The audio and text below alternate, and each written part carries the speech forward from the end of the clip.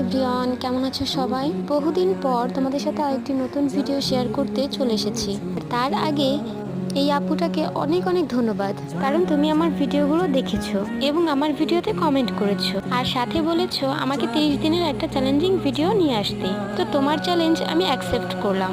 আর বন্ধুরা, তোমরা যদি আমার পাশে থাকো তাহলে এমন চ্যালেঞ্জিং ভিডিও আমি বারবারই আনতে থাকবো। এখন এটা তোমাদের ভালোবাসার উপরেই ডিপেন্ড করবে। আমাদের বলেছিলাম মনে আছে যে পাতা থেকেও গাছ হয়? দেখো তার প্রমাণ, যে পাতা দুটোকে আমি এই মাটিতে বসিয়ে রেখেছিলাম সেই পাতা থেকে এই গাছ বেরিয়ে গিয়েছে। আর সেগুলোকে লাগানোর কোনো জায়গা না থাকার কারণে আমি এই ছোট্ট মালসাটিতেই এই গাছটি লাগিয়ে দিচ্ছি। পরে যখন বড় হবে তখন এই গাছটিকে রিপোর্ট করে দিব।